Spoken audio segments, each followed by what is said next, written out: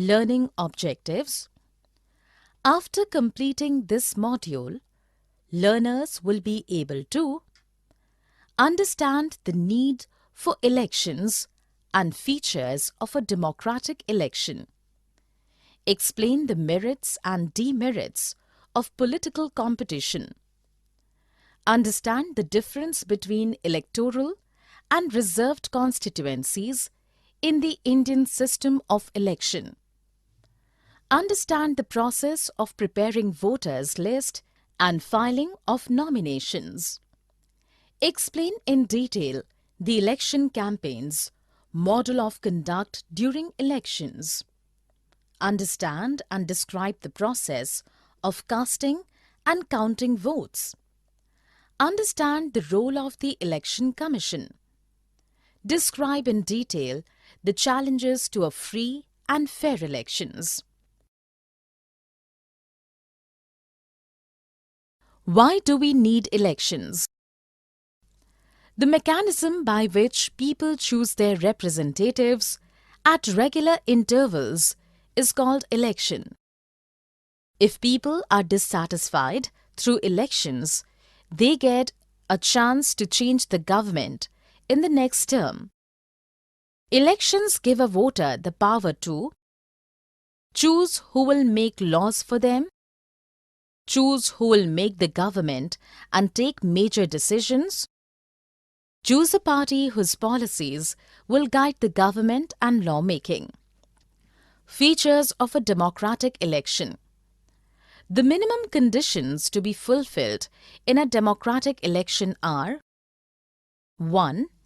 Every citizen should have the right to choose, which means every citizen should have one vote and each vote shall carry equal value. 2. A choice should be offered to the voters. There should be enough political parties or candidates to choose from. 3. Voters should be offered a choice at regular intervals. In India, elections are held at an interval of 5 years regularly. 4. Only the candidate preferred by people should be elected. 5. Elections should be held in free and fair manner, so that people can choose a representative of their choice without fear or favor.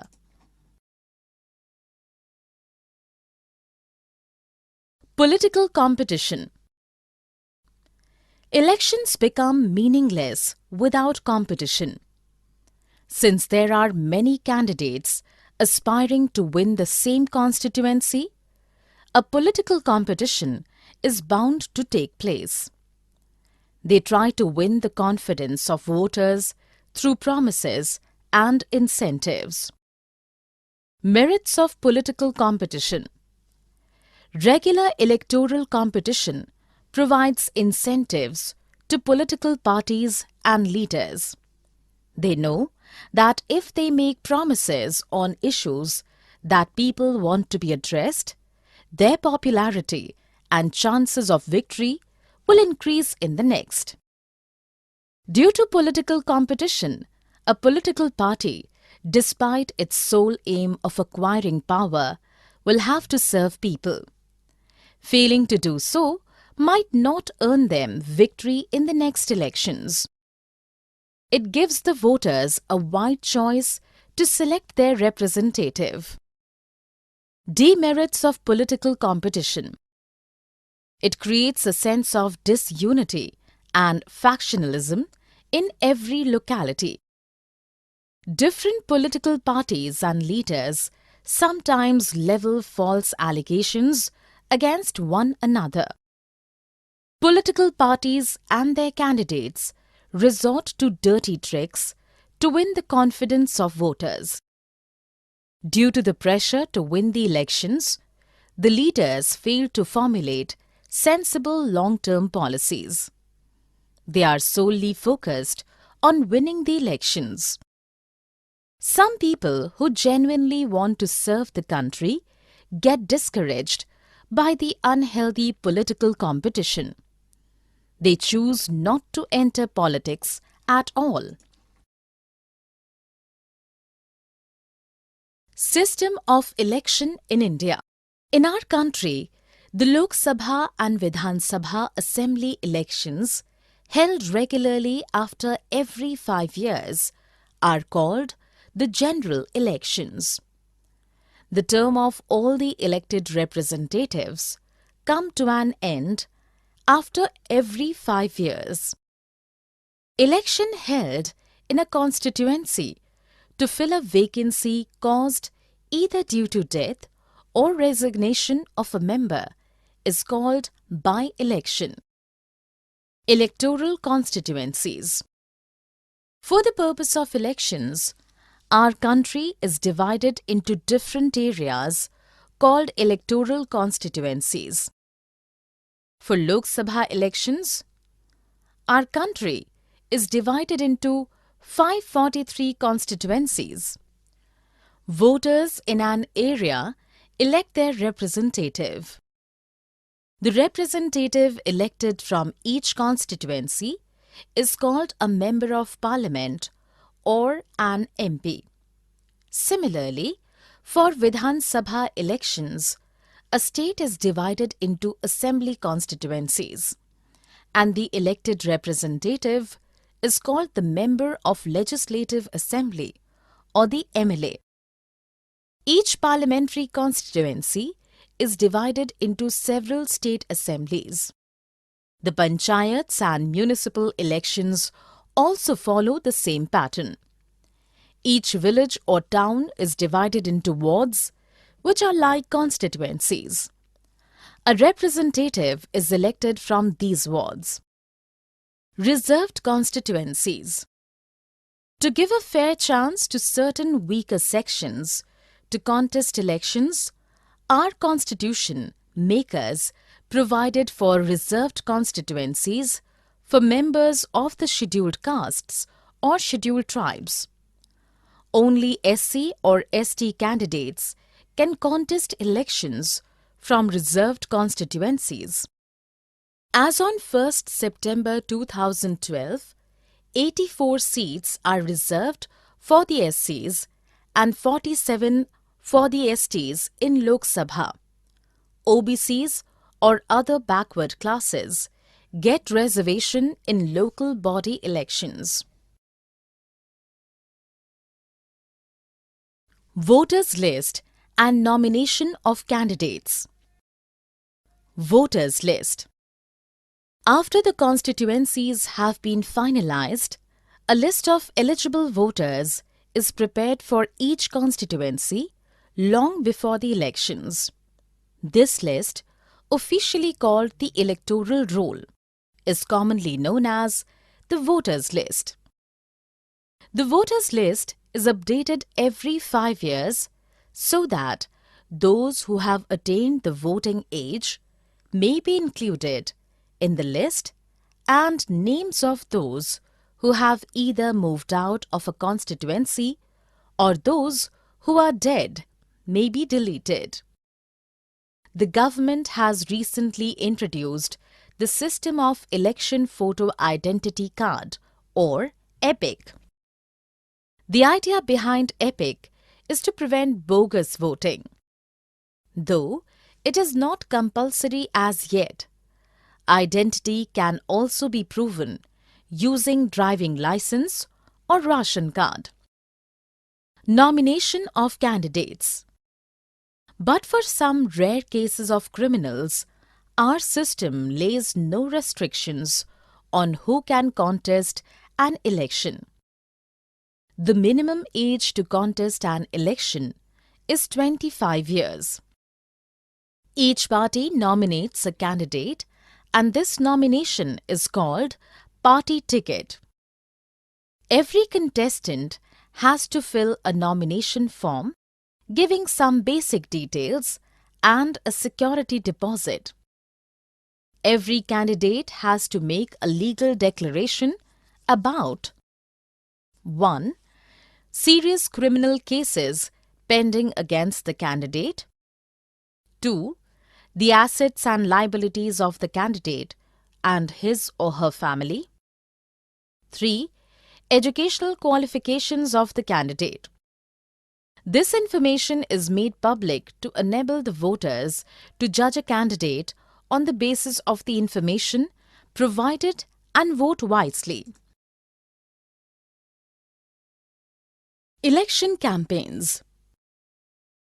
In our country, a 2-week campaign is allowed in a period between the announcement of the final list of candidates and the date of polling. The political parties try to educate the voters about their future programs by holding rallies, meetings, conducting roadshows, or visiting voters door to door. They also take help of the print and electronic media. They make promises on sensitive issues like education, employment, corruption, etc. Our election law prohibits the following for all candidates: threatening or bribing the voters, appealing for votes in the name of religion or caste, using government resources in election campaign, spending more than 25 lakhs in a Lok Sabha constituency and more than 10 lakh in an assembly constituency. As per the Model Code of Conduct for election campaigns, candidates cannot use a place of worship, government vehicles, aircrafts or officials. Once elections are announced, ministers shall not lay foundation stones of any projects or take any major policy decisions. Polling and counting of votes. In recent times, instead of a ballot paper, electronic voting machines or EVMs are being used for voting. The voter needs to press the button against the symbol of the party or contestant he or she to vote. On a fixed date, the EVMs are opened and the votes counted. Candidate securing the highest number of votes in his constituency is declared elected. In general elections, counting is done on the same day in all constituencies.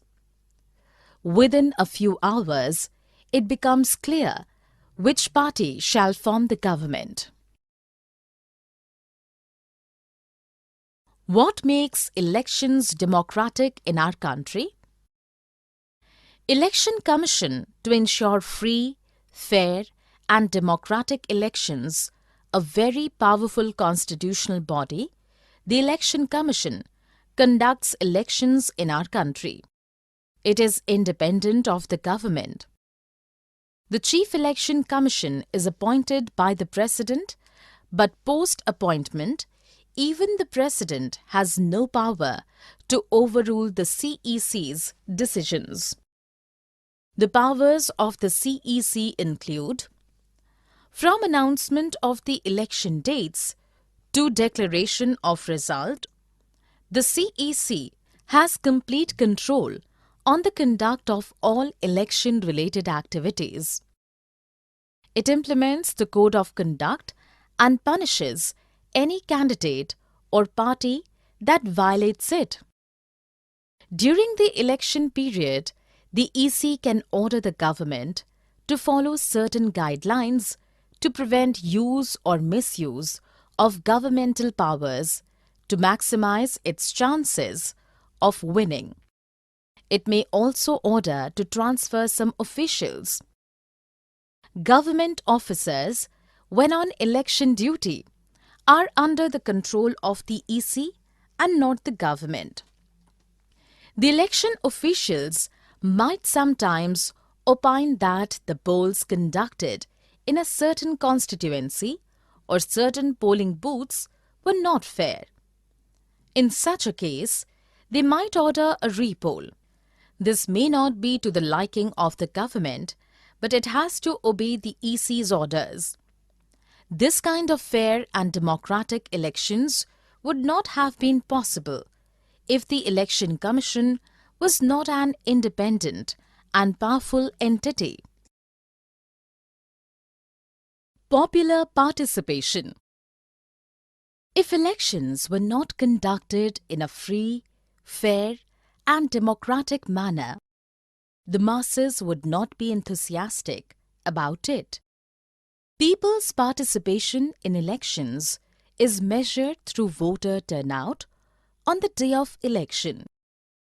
In India, there has mostly been a greater voter turnout of the poorer sections compared to the middle or upper class. Acceptance of election outcomes.